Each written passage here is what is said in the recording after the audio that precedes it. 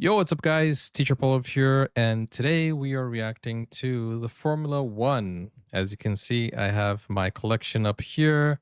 A lot more is coming. And guys, this was a video request from Whiplash who says Monaco Grand Prix. Ooh, Monaco Grand Prix. I just remembered what the chaos it was. I watched it live and it was so much chaos. I'll tell you, so much chaos in Monaco. Oh man, a lot of things happened. We're gonna get through it together. Whiplash says Monaco Grand Prix is the most boring race of the F1 calendar when it comes to race day, or is it the perfect race for a meme review? Honestly, I thought maybe it would be boring, but a lot of things happened, and I thought that is so crazy. Let's go. The 2026 Monaco Grand Prix.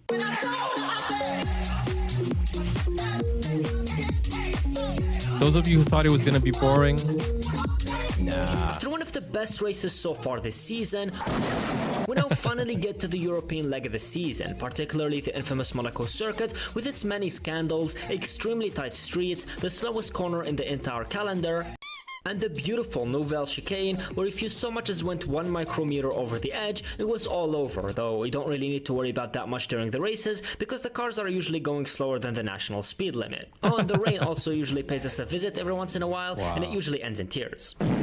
Don't forget, this weekend, there were so many flags. So many. It was a flag parade, I'll tell you. Honestly, there were so many flags. Yellow flags. Oh, there was a red flag. So many flags, man. Crazy stuff.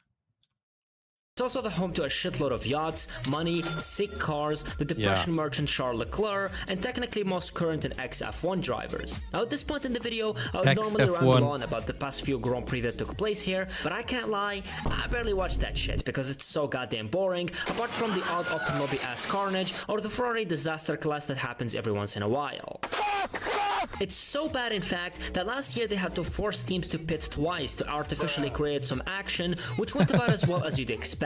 I'll take the penalty. He's driving erratically. But despite all of that, I will say that for as much as it rightly gets a bad rap, and for as much as I would like for it to be gone from the calendar, it does have some things going for it. For one, the qualifying sessions, which always get me floating, especially Q3. For two, we got some awesome special liveries almost every time we come here, with this year thankfully not breaking the mold, as McLaren, who had a disastrous weekend last time out thanks to Zach Brown, whose build makes it seem like his parents forgot him in India for 13 years or something, celebrating their 1,000th. Dude, he used the Norwegian in India meme. Oh my gosh, man. Grand Prix with this gorgeous special edition. Audi replaced the red on their car with yellow for whatever reason, and Aston Martin announced this corroded metal livery, which is fitting since it'll probably only ever be seen parked in the garage after they retire on lap 13 or something. But more importantly than all of that is Monaco's third redeeming factor, the generational racing it used to produce back in the day when the cars were much smaller, much lighter, and had no batteries in them, like in 1950. Or so I've been told, at least. I wasn't really around back then, so... But what I was around for was last week, where the world's I feel sorry for Verstappen and all the fans, man. I really wanted to see Verstappen. He was so happy with the second place in the qualifying. It was just so sad to see what happened to his car. Public, toxic, borderline abusive relationship with a mix of a humiliation kink, talking about Charles Leclerc and Ferrari of course, was announced that was going to continue for a few more years, which is absolutely devastating to any and all Formula One fans, because I genuinely don't think there's a single soul out there that hates this man, and seeing him get shafted like this time and time again for his entire career is just heartbreaking. But on that note, let's actually get into this weekend.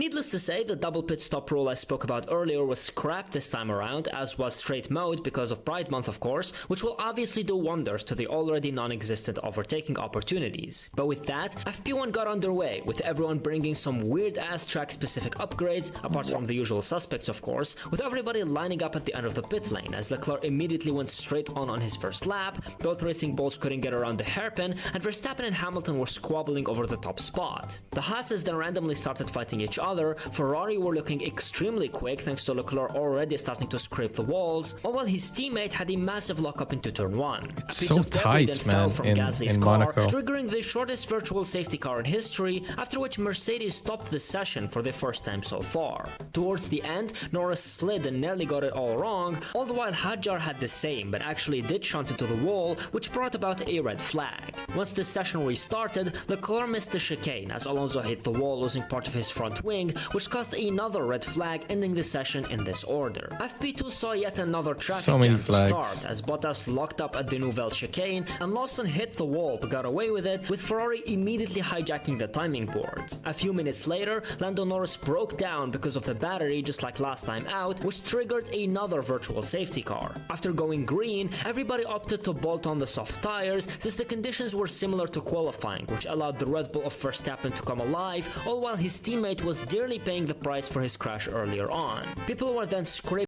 Which is crazy, right? Because in the actual race, Hadjar did pretty cool. I felt so bad for Gasly, I'll tell you. Like, heartbreaking to see him celebrate and his team not tell him that there were penalties.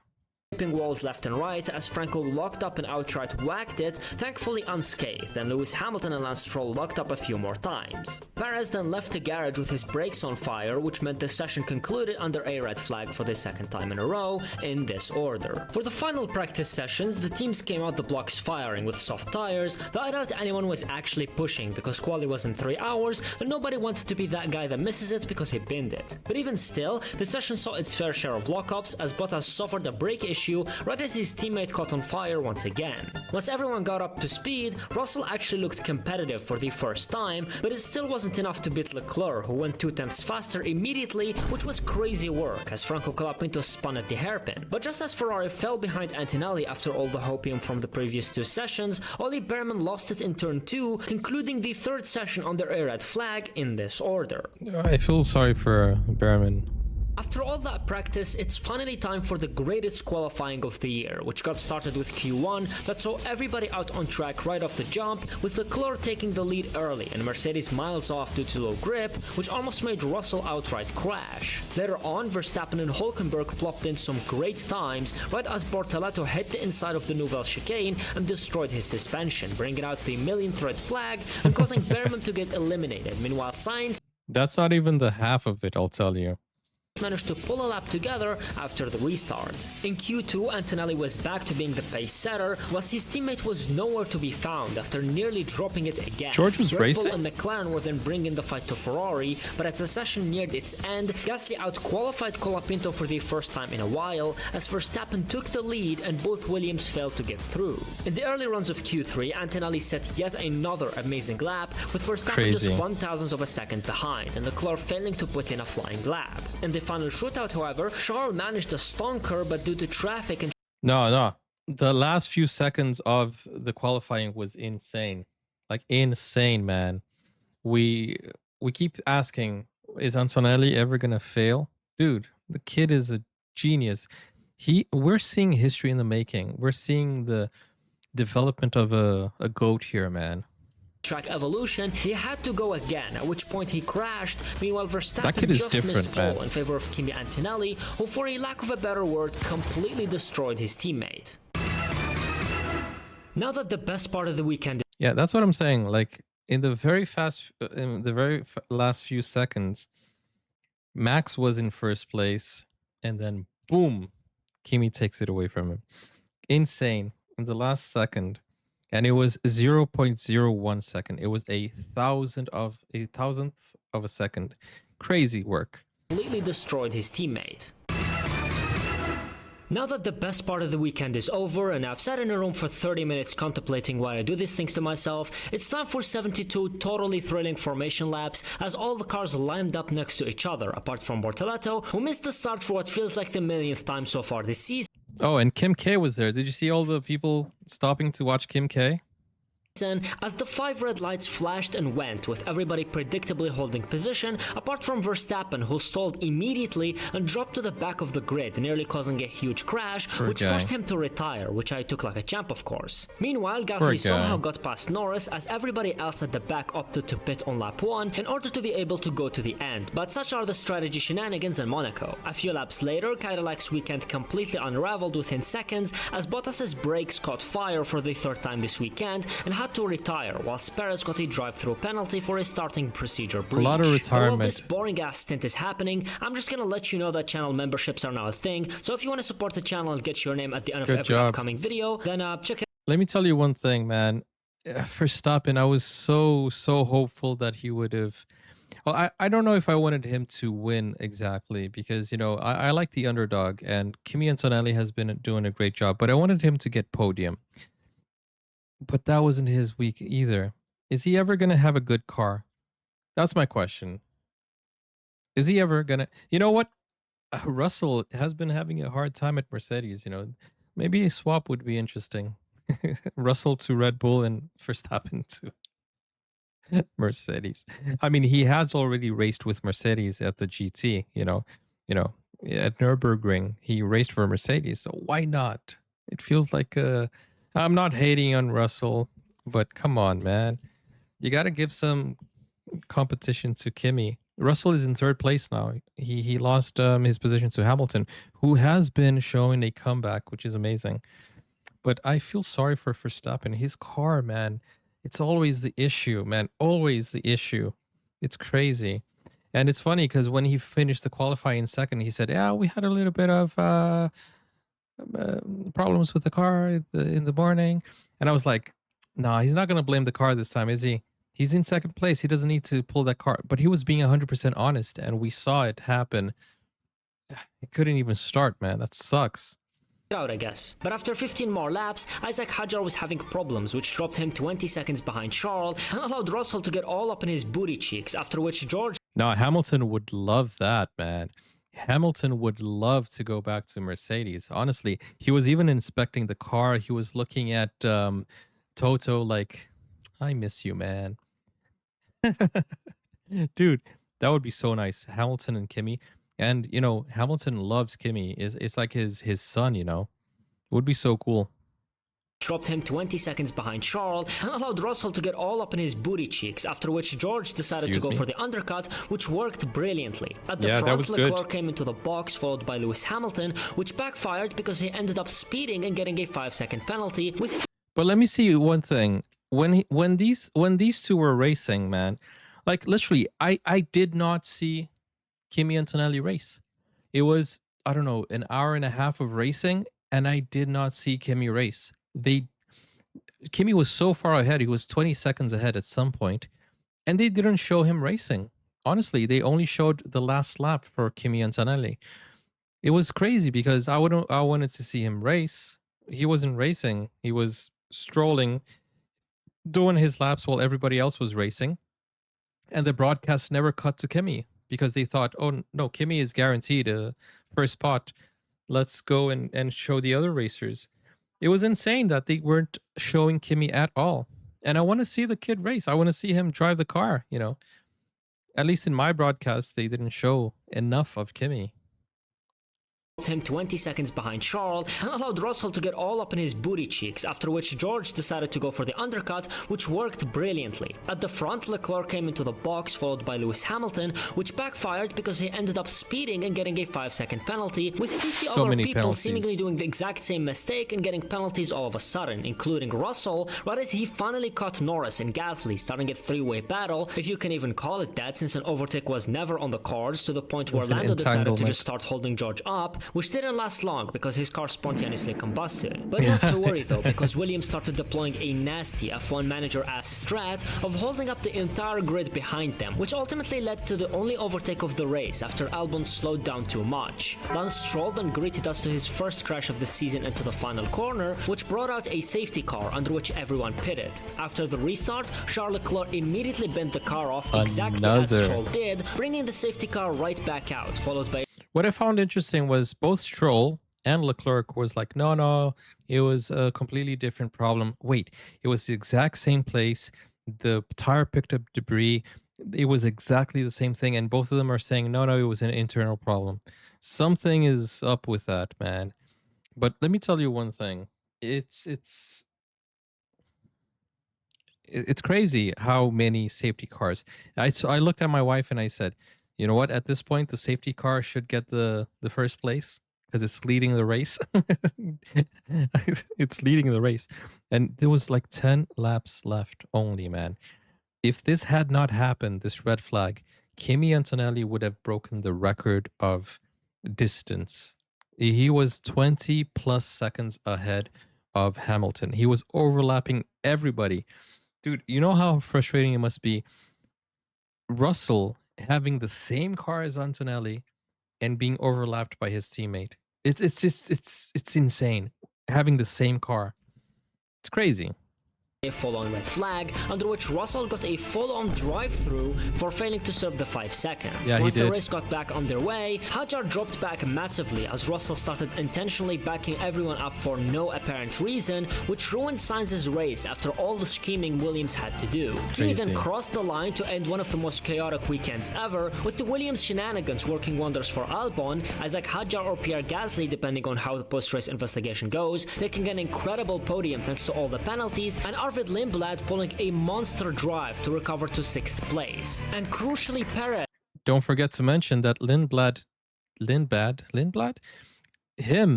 he did not pit once. He didn't need to. He held off, and then when there was a safety car, then he just changed tires. He didn't once have to pit. Isn't that crazy? And also, I don't know if you guys remember in the last video I mentioned, oh, Alpine is going to win this race. Dude, he almost got podium if it wasn't for the penalties. Nobody expected him to be third place. That is insane. He got third place in this race. But of course, because of the penalties, he dropped down and was not on the podium. Lindblad pulling a monster drive to recover to 6th place. And crucially, Perez scored a point thanks to Hülkenberg getting a penalty. Finally. But as for my driver of the day personally, it's clearly going to be Antonelli for the 4th weekend in a row, especially given that George scored no points. But speaking of that, in the Drivers' Championship, Russell Listen closely. Antonelli is 9 points away. 9 points away from from the sum of Hamilton and Leclerc. Look at that. The Hamilton and Leclerc has 165 points together. If you add Hamilton and Leclerc, you get 165 points. Kimi Antonelli has 156. He's 9 points away from the sum of Leclerc and Hamilton. Isn't that crazy work? That's insane. So if Russell doesn't do anything and Antonelli keeps going by himself, he might win the points for the whole team by himself. It's insane, isn't it? It's insane. continues to get absolutely wrecked by Kimi Antonelli, which I must say is insanely impressive because with Saudi and Bahrain gone from the calendar, there's just 16 rounds left before it's a wrap, and Antonelli doesn't seem phased at all, unlike others we've seen previously. Lando. In the Constructors' Championship, Red Bull are making huge leaps to catch McLaren, and VCarb continue to slowly pull away from Haas. And more importantly than all of that, Cadillac scored a point, officially putting them ahead of Aston Martin, which has got to be the most embarrassing thing I've ever seen. But with that, please make sure you're subscribed because of all the suffering I just put myself through, so you don't have to, and click on the video on screen right now. But see ya. I mean, seriously, we are seeing history in the making. Kimi Antonelli, that kid is different, man. Not only because he has been winning, he got 5 of 5 of the past. He's got 5 of 6. The past 5 he won. He could have won all 6 if it wasn't for George, who started out well. Now he's struggling a little bit, but this kid is different, not only because he has been winning, he's been getting pole positions, he's been, showing a lot of skill and talent, but because that kid is unfazed. When everything was falling apart this weekend, he was focused. He's 19 years old. He's just a kid, and he is focused, calm. After the red flag, it didn't phase him. He didn't lose his head. He was, let's just do it. And he ended up after the red flag, it was 10 laps to go, a few laps with the safety car, but the last 8 laps was intense, and he still got a 6-second advantage over Hamilton, who also had a penalty, which is insane. And if they hadn't had a red flag, he would have won. And listen, he was at some point 20 seconds ahead of everyone else in Monaco, and he had 0 penalties. He was the only one in the top that had 0 penalties, which means his run was flawless. 20 seconds ahead of Hamilton, and he was flawless with 0 penalties, 0. It's insane. It's just insane. This kid is different, man. Let's keep an eye out for Kimi to see where he goes, where it takes him. But dude is absolutely insane. He reminds me so much of Senna. I'll tell you that. I'll see you guys in the next video. Thank you for watching. Whiplash says, looked like he was driving in a different class than the others this weekend. It was crazy. It looked like he was the only it looked like he was the professional driver in, I don't know, a kart race. It looked insane. He was so way ahead, and the engineer was like, dude, slow down, dude, slow down, we don't need to. And then Kimi was like, oh, but why should we slow down? I don't think we should slow down. And I'm like, we don't need to. He was so comfortable, he was in the zone. But anyways, hope he keeps it up. And I saw there was a statistic saying that no other Formula One racer who won 5 consecutive races has lost the title.